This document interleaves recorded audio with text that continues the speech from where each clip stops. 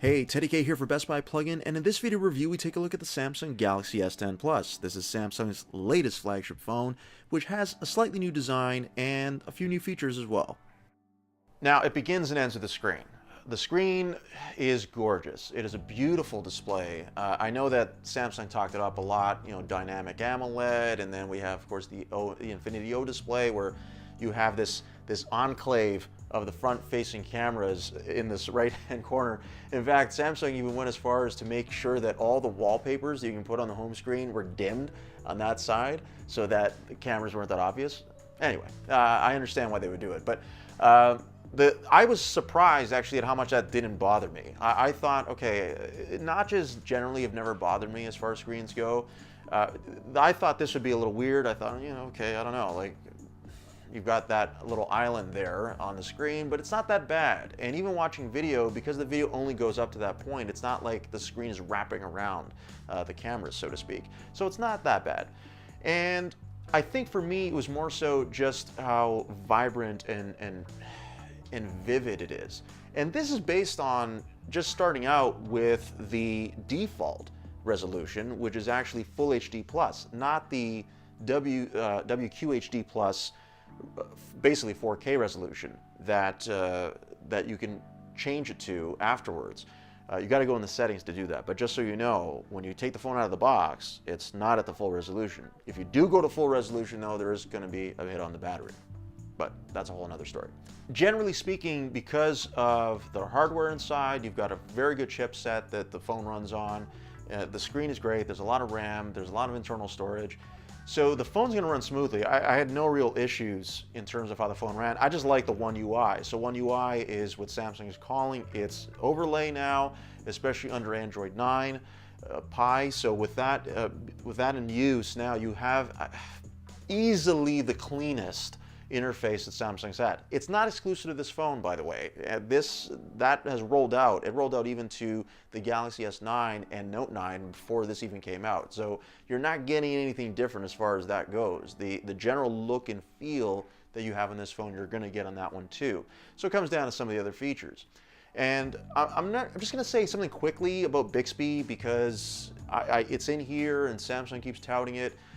You can remap the Bixby button here on the side, which is a big thing. A lot of people were asking for that, and you can remap it so you can actually have it to do something to press once or double click it to do something else. You can't completely ignore Bixby though. It's got to do one of those two. So if you relegate it to a double click, you can use the single click to launch any, pretty much any app, or you can even use it to launch Google Assistant if you want to use that too. A quick note about the wireless charging or reverse wireless charging.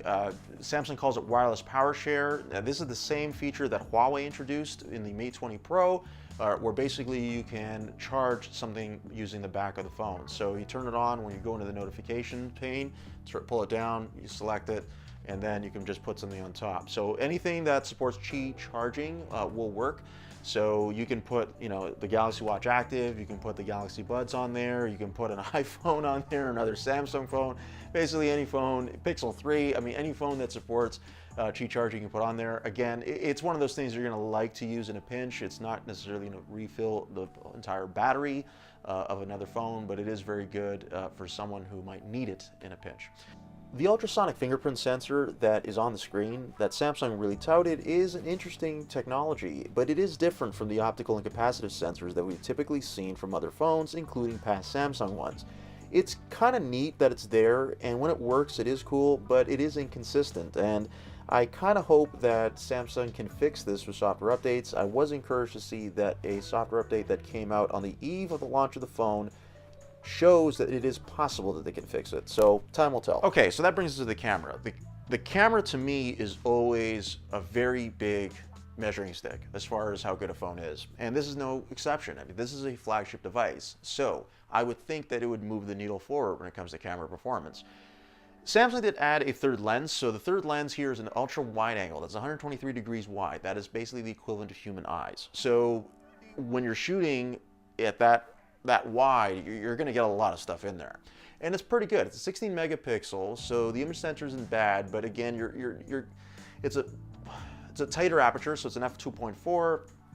So lighting, colors are going to be a little duller as a result. So this is, and it's a fixed focus, by the way. you're not gonna be able to focus on anything when you're using it. But that being said, it is good. It is a good thing to have, and I like actually that Samsung uses that lens with the regular one for live focus. So the mode that you're using to get that background blur, that bokeh effect, no longer uses the telephoto lens, which is still on here, same one as before, 2x optical zoom. It's not using that one anymore. It's using the wide angle now, which makes it easier now to frame your shots when you're trying to get that bokeh effect.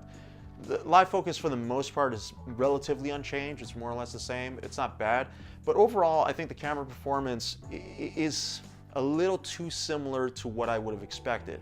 Samsung said they added an AI in there for low light photography, so it recognized a low light scene and kind of boost things, but frankly it's just not as good as the Pixel 3. I mean, the Pixel 3 to me is still the best when it comes to low light photography, and Huawei also is doing very, very well in that regard as well. And we'll see how the new crop of 2019 phones are going to do as they come out.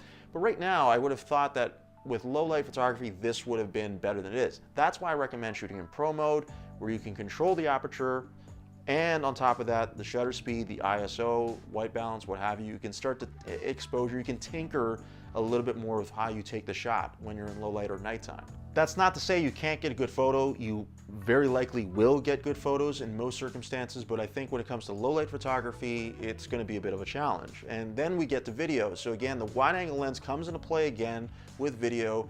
You can shoot video normally, or you can use what's called super steady mode. Super steady mode, the idea behind it is to basically reduce the amount of jerkiness or shakiness when you're actually shooting a subject, especially a moving subject. But all it's doing basically is using the wide angle lens to shoot it, which unfortunately comes with a bit of a downgrade in resolution. You can't shoot beyond 1080p when using it, and on top of that, you're losing some of the colors and some of the highlights. HDR10 you can shoot with, HDR10 Plus I should say, you can actually shoot video with, not in super steady, but just in the regular video mode.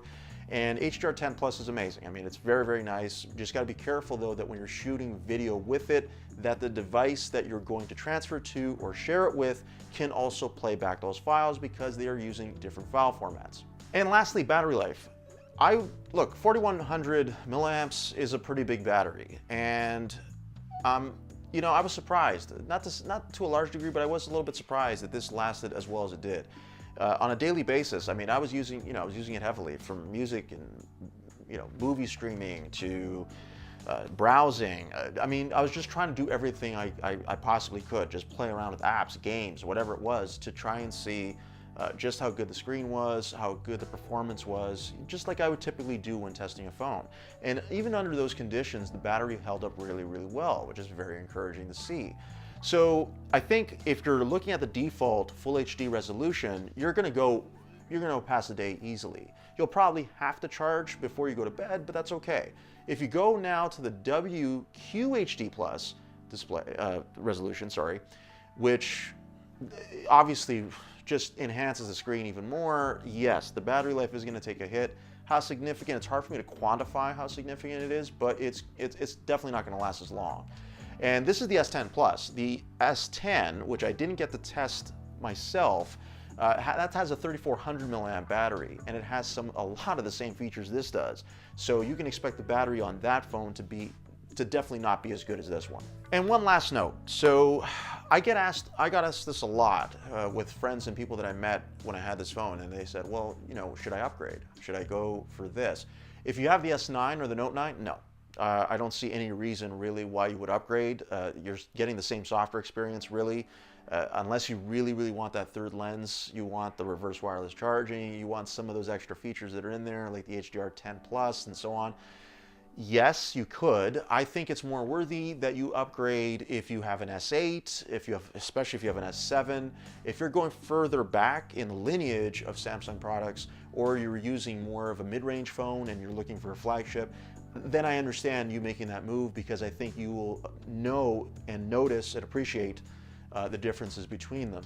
But other than that, from an S9 to this, I think there's just not enough there, I think, to say, hey, you're taking a big leap forward if you go from that one to this one. And that's my review of the Samsung Galaxy S10 Plus for Best Buy Plugin. I'm Teddy K. Thanks for watching.